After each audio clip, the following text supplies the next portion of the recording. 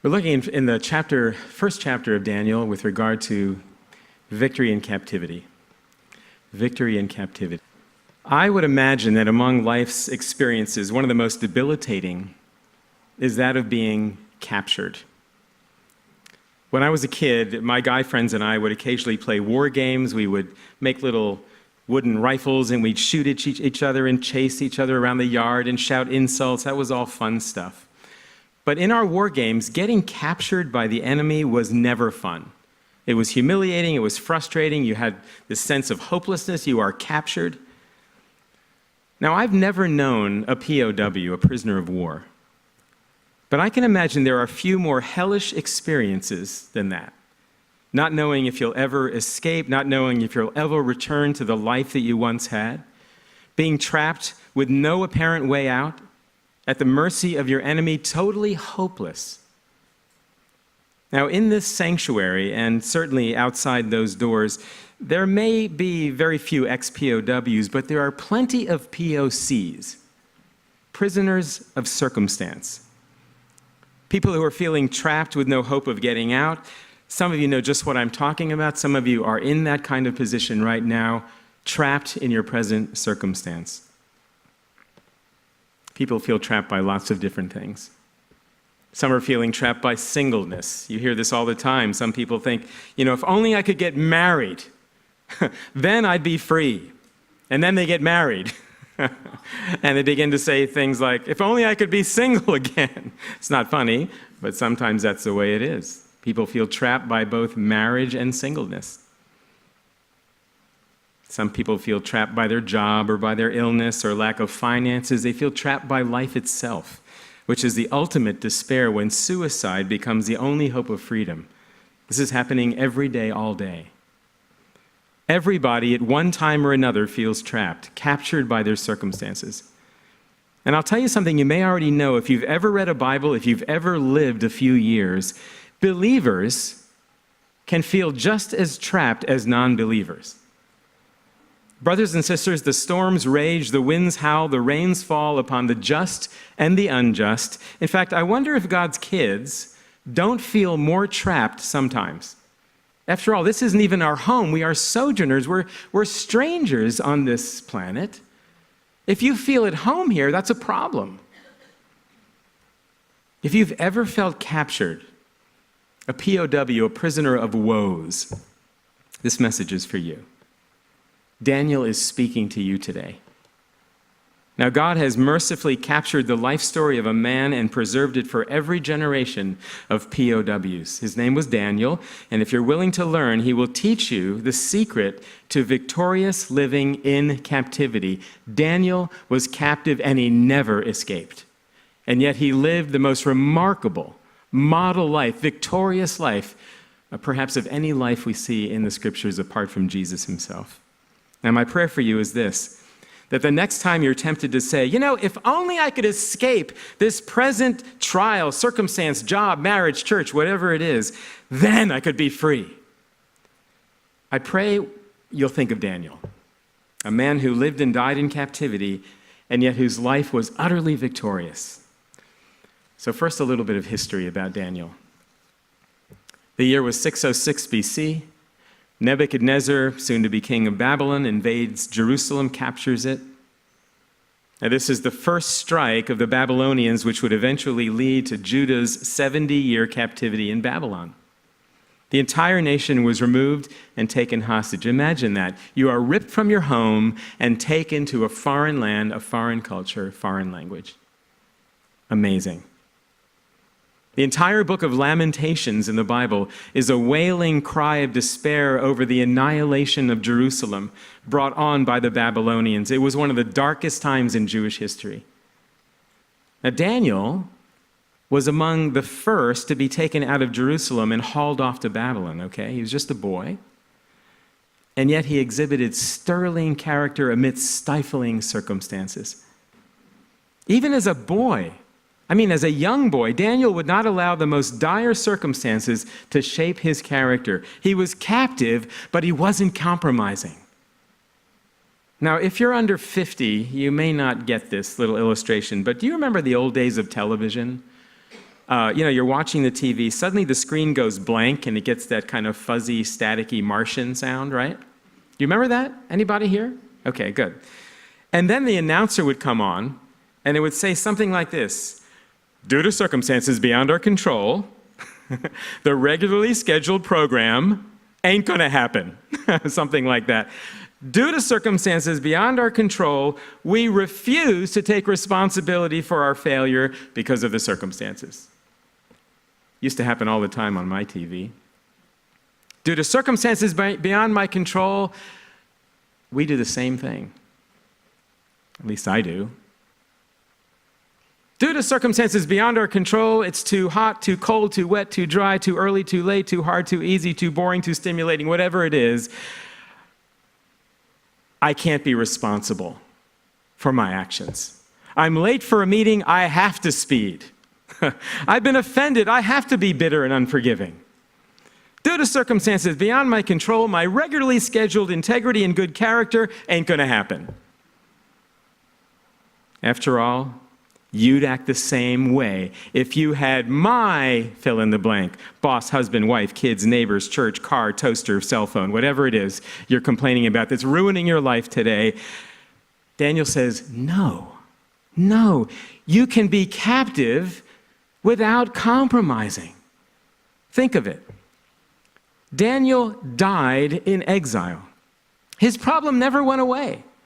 But in captivity, Daniel discovered three principles, well, probably a lot more, but we're going to only talk about three today. Three principles that led him to victorious living. Daniel chapter 1. What was Daniel's secret that enabled him to be captive without compromising? Well, here's the first point. He was taken into captivity by the providence of God. He knew that. He knew that. In verse 1 of Daniel 1, you see this looming figure, Nebuchadnezzar, king of Babylon. How many of you have ever seen VeggieTales? VeggieTales? Okay, you remember that sort of a cartoony thing for kids, Bible stories for children. You know, Shadrach and Benny and King Nezer, king of Nezerland, remember that?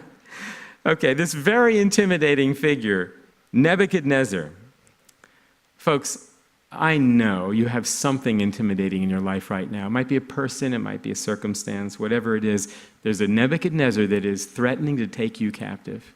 It might be a fear that's totally unfounded. Doesn't matter. Perception is reality. You perceive it as a threat. It is a threat. You are feeling captive. And you're thinking, if only God could knock this out of my life, this fool, this circumstance, this problem, this anxiety, then I'd be free. What's he waiting for anyway? This problem's been holding me prisoner so long. Where's God? I mean, we see this all over the Bible. Habakkuk chapter 2, Psalm 73, Paul in Ephesus, we see it everywhere. God, what are you doing? Where are you? Are you lunching on Mars? Have you forgotten me? Now, it may not thrill you to know where God is.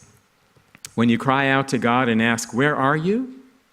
Let's turn to Daniel chapter 1, verse 1. In the 3rd year of the reign of Jehoiakim, king of Judah, Nebuchadnezzar, king of Babylon, came to Jerusalem and besieged it.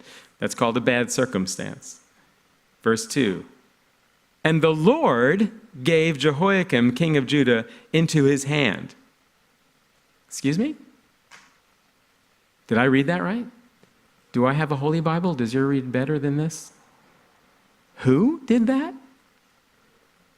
The Lord. He also gave him some of the articles of the house of God, which he carried into the land of Shinar to the house of his God. The Lord did that? Well, yeah. Where is the Lord? Well, he might be the one who's bringing Nebuchadnezzar right to your doorstep. God does that. Providence is not always comfortable or convenient, dear ones, even for nice Jewish boys like Daniel. Jonah was another nice Jewish boy. He was stubborn but nice. He's thrown out of a boat by a bunch of scared fishermen. Jonah chapter 2. Jonah is speaking from a fish's belly. He says these words, Lord, you cast me into the deep. True or false? Absolutely true. Now, he used a bunch of scared fishermen, but the Lord did that. Lord, your billows, Jonah says, and your waves passed over me. Absolutely true. God did that. Sometimes Nebuchadnezzar, sometimes the storm, sometimes whoever is the latest EGR in your life, extra grace required, when that person or thing flows into your lounge, it's usually God delivering it.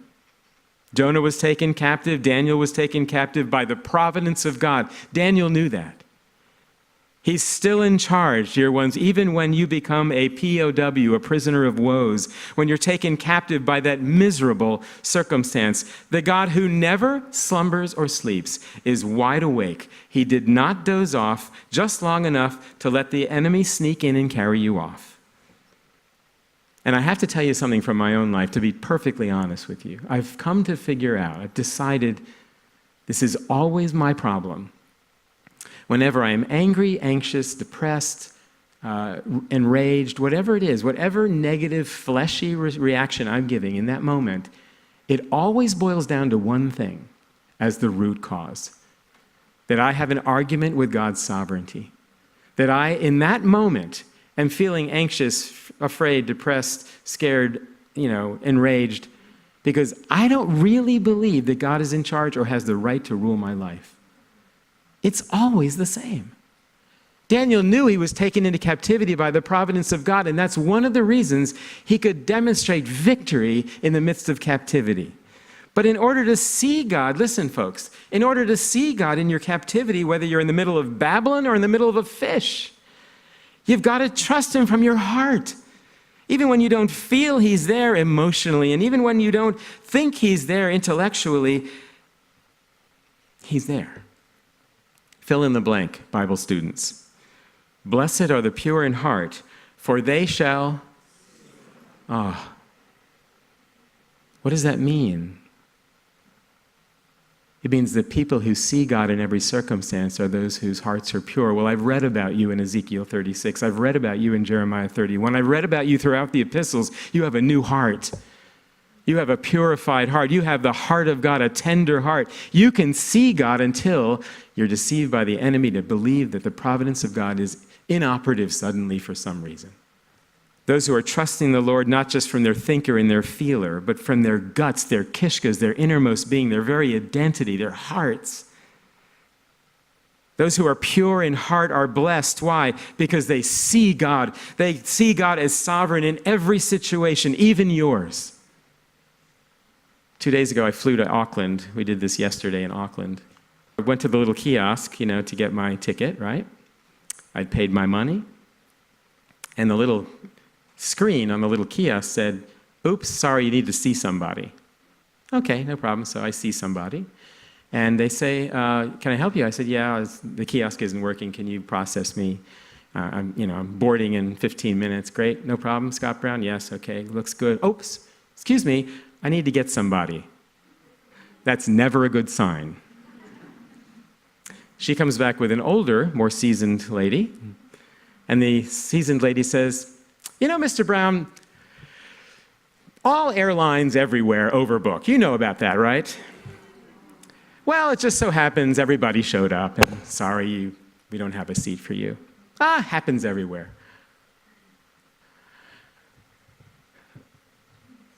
I said, excuse me, but are you actually telling me that your excuse for my not having a seat on this plane is it because you are so committed to making a lot of money that you overbooked the flight and bumped me off? She said, well, all airlines do that. Now, how do you think I was feeling that? Aren't some of you feeling it right now? Come on, aren't you? Or am I the only idiot in this room? Now, how was I tempted to feel in that moment? I was taken captive by a circumstance. It was not pleasant. It's like a first world problem, right? I missed my flight, okay. But if I believe God is sovereign, what is my response to that? It's okay. I can live victoriously and not be bitter and angry and vent on this poor woman who's simply doing her job because God's in charge. I got a $100 voucher. And I made it to the conference. One of the reasons Daniel could have victory in captivity, point number one, that he was taken into captivity by the providence of God. Was Satan involved? Brothers and sisters, yes or no? Absolutely. Was it a happy situation? No way, it was tragic. Was evil at work in this? Undoubtedly. And by the way, have you figured out that Satan and evil are simply pawns in God's toolkit, in his chessboard? Why is Satan still free to roam the earth? Because God can't handle it? He's a tool, for goodness sake. That's all he is. Satan is at work to further conform you and me to the image of Christ. That's good stuff. He's just being openly shamed by God by being, 1 Corinthians chapter 5, this guy's sleeping with his stepmother. What does Paul say? Give him over to the tool, right? To be chiseled a little bit more. And in 2 Corinthians, he's brought back into the safety of the body. It's just a pawn. Oh, but Satan, yeah, I know, Satan's in your life. Well, join the club. He's part of the toolkit to further conform you and me into the image of the Son of God. According to Genesis 50, verse 20, speaking of another Jewish guy who had victory in captivity, according to Genesis 50, verse 20, evil is one of the necessary ingredients in God's recipe for good. You meant it for evil, but God meant it for, yeah, that's the recipe. Just because evil is present doesn't mean God is absent. Let me ask you, who put Messiah on the execution stake? God or man? Theological question. Would you read this nice and loudly for us? Men of Israel, hear these words. Jesus of Nazareth, a man attested to you by God with mighty works and wonders and signs that God did through him in your midst. As you yourselves know that Jesus, delivered up according to the defined, definitive plan and foreknowledge of God, you crucified and killed by the hands of lawless men. Jesus delivered up according to the definite plan and foreknowledge of God. Truly in this city there were gathered together against your holy servant Jesus, whom you anointed, both Herod, Pontius Pilate, along with the Gentiles and the people of Israel, to do whatever your hand and your plan had predestined to take place. To do whatever your hand and your purpose had predestined. Wow. God, by the hands of evil men, both Jews and Gentiles, leaders and followers, in other words, everybody was involved in the crucifixion of the Son of God. God nailed Yeshua to that tree. It pleased the Lord to bruise the body of his Son. Well, guess what, brothers and sisters? You're the body today. And it still pleases the Lord to bruise that body for his purposes. And yet the author of Hebrews could write, for the joy, this is a Simcha, for the joy that was set before him, Mashiach endured the cross, despising its shame. In his captivity, Yeshua saw the providence of God, and so can you. Now, going back to Daniel chapter 1, we can see more of God's providence leading Daniel into captivity, looking at verses 3 and 4 of chapter 1.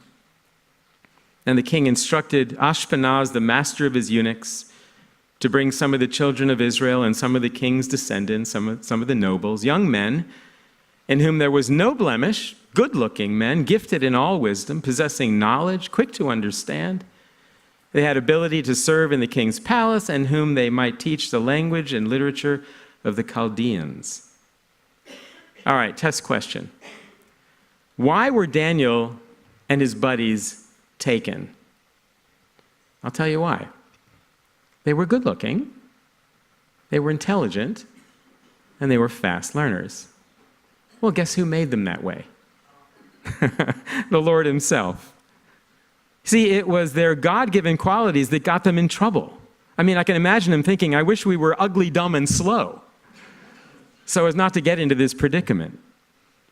You know, this is a horrible truth, but in some countries, beautiful women must make themselves unattractive just to be able to walk outside without the threat of rape. They are trapped by their God-given beauty. Daniel and his 3 friends were trapped by their own God-given qualities. Brothers and sisters, the world will try to buy you if you have certain God-given attributes. The world loves what God has given you.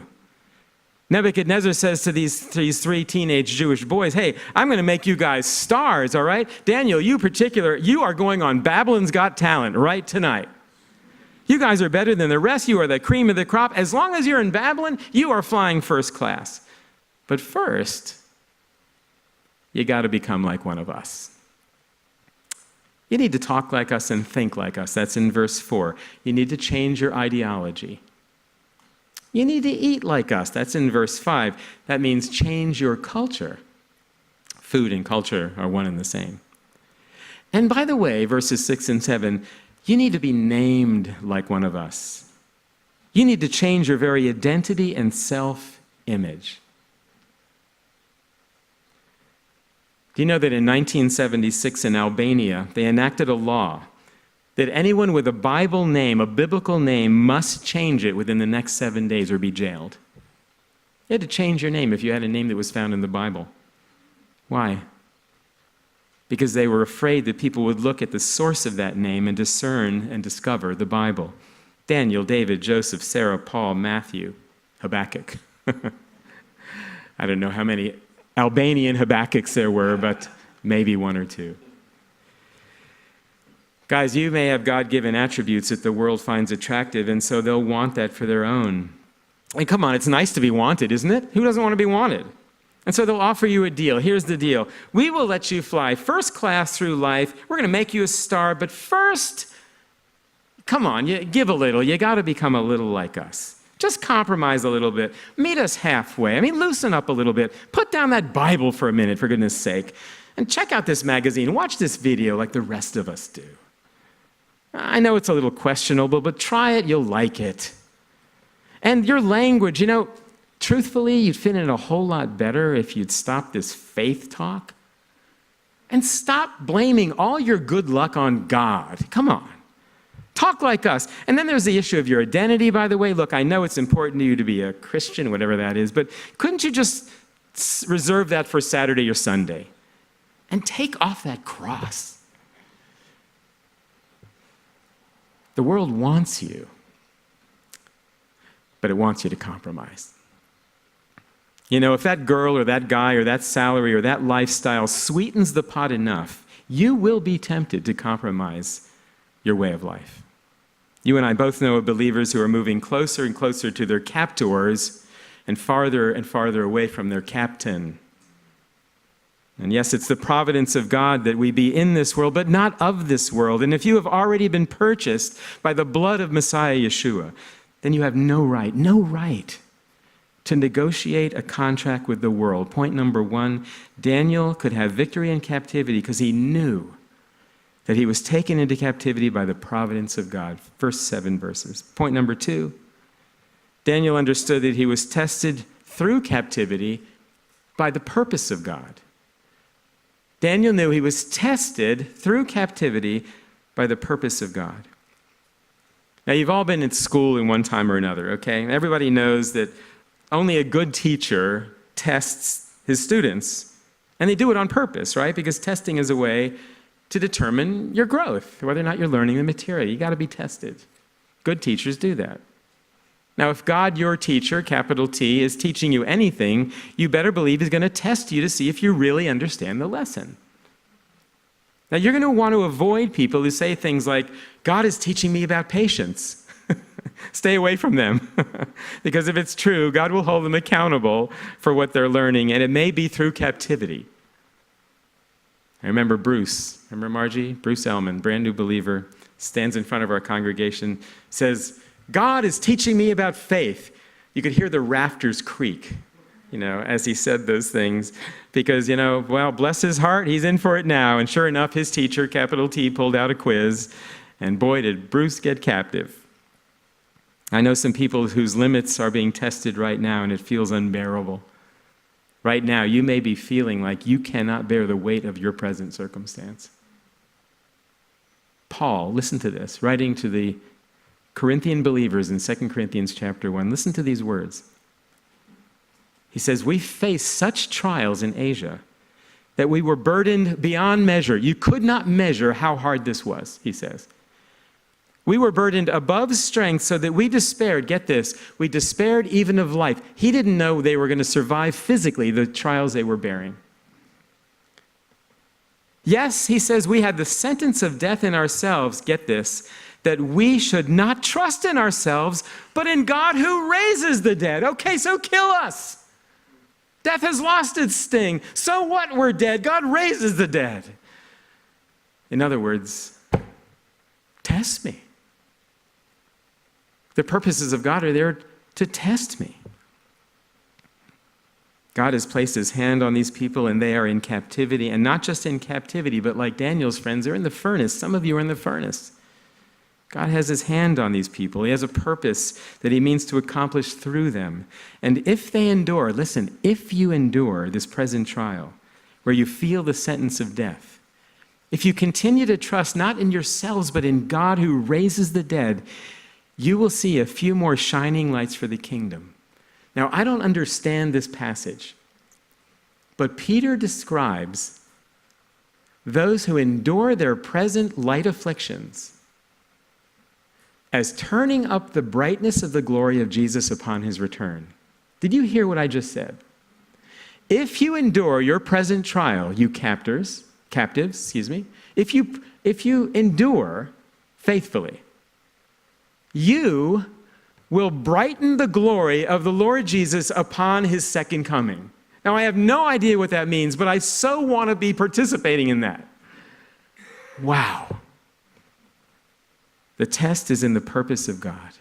And the purpose of God is to bring glory to himself. You do that by enduring your trial. Back to Daniel 1, verses 8 through 14. A mark of maturity is when one is so sure that God has a purpose behind the test that he actually welcomes it. Welcomes it. Now, there's not many people like that. Did any of you, when you were in primary school, hide behind your desk to keep from being called on? Who said yes so quickly? Was that you, Margaret? Uh-huh.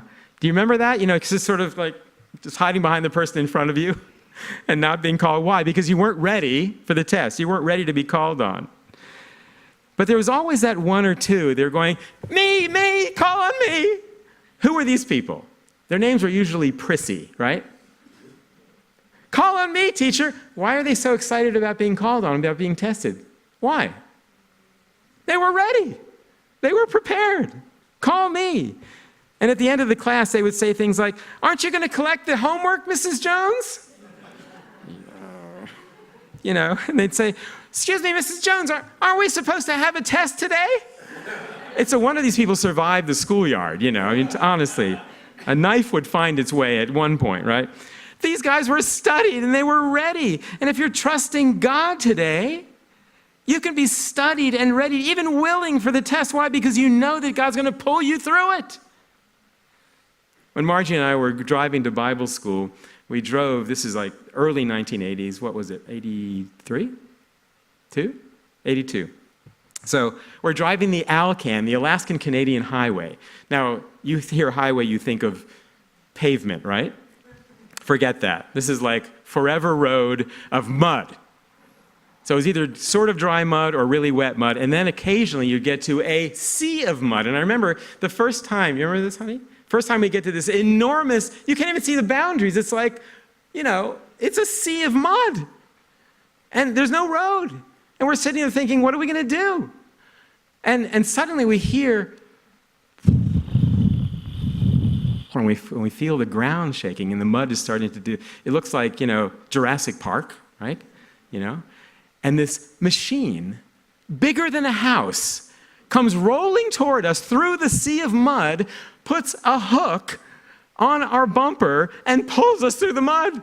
It was the most incredible moment. We're being pulled through this sea of mud, impossible, amazing thing. And from then on the Alcan, I couldn't wait for the mud seas because I knew we were going to get pulled through it. Dear ones, that's what you have. You have a machine bigger than life. His name is Jesus, who pulls you through these mud things if only you'd trust him. Daniel was proactive in taking the test. Why? Because he knew God would pull him through the mud. He knew God was in it. He had a purpose. And notice in verse 8, Daniel chose the test he would take. This is cool. He didn't make an issue of the command to learn the language. Okay, big deal, you want me to learn your language. He didn't make a big deal about reading the books. Why? He was secure, he was standing firm in his ideologies. God wouldn't change. These guys weren't going to change his mind. He didn't make an issue of the name change. Sure, it was obnoxious and uncomfortable now being associated with a false god, which his new name was doing. But Daniel's identity in the one true God was secure. But he drew the line on this. When it came time to eating and drinking the king's food and wine, that's where he drew the line and asked for a test.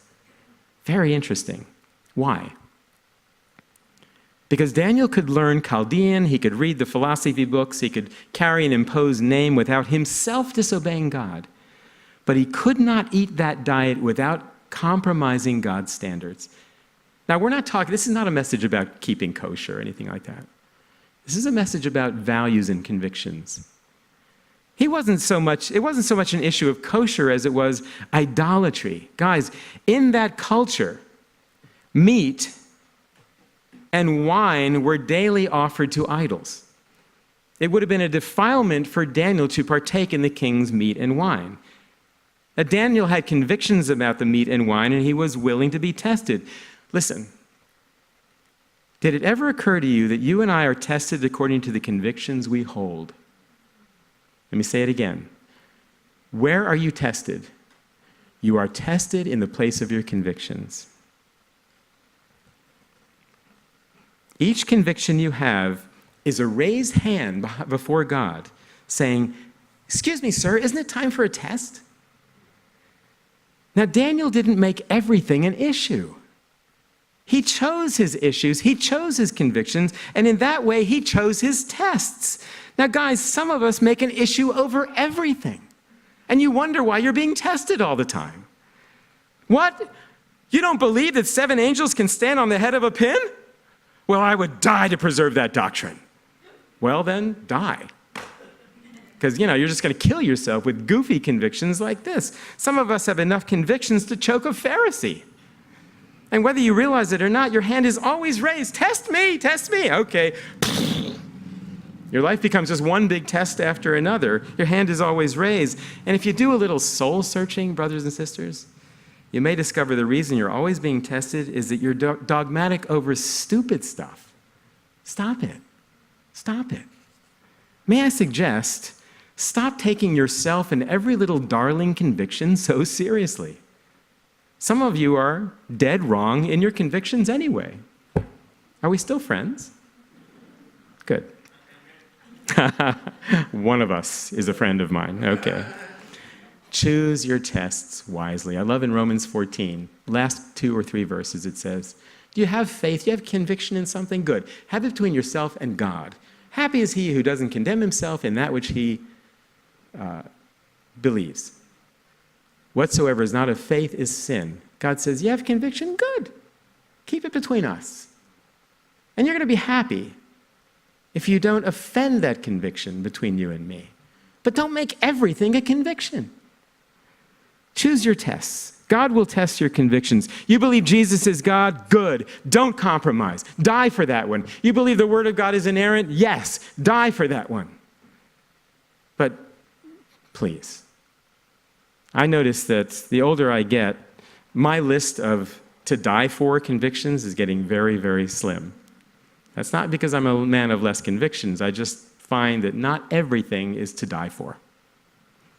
If it's worth dying for, it better be worth living for, worth being tested for, because if it's not something within God's purposes, well, why have a conviction? All things don't work together for good for everyone, only for those who are called according to his purpose. Daniel knew he was being tested through captivity by the purpose of God. Finally, number 1, taken into captivity by the providence of God. Number 2, tested through captivity by the purpose of God. Number 3, finally, triumphant in captivity by the power of God. Triumphant by the power of God. Verses 15 and 16, Daniel chapter 1. He asked for the test to eat a vegetarian diet despite the king's meal. And at the end of 10 days, their countenance, he and his buddies, their countenance appeared better and fatter in flesh than all the young men who ate the portion of the king's delicacies. And thus the steward took away their portion of delicacies and the wine that they were to drink and gave them vegetables. They could maintain their convictions. The power of God, dear ones, was sufficient to pull them through that test. But the victory doesn't end in verse 16. Look at verse 17. As for those 4 young men, God gave them knowledge and skill in all literature and wisdom, and Daniel had understanding in all visions and dreams. Hallelujah. These four bar mitzvah boys had knowledge and skill in all literature and wisdom.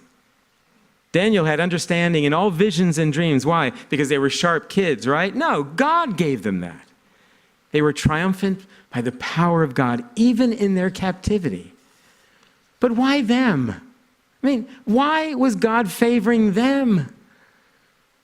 Dear ones, they were triumphant in captivity because they were taken by God's providence, because they were tested by God's purpose, and they passed the test, and so God poured his power into them.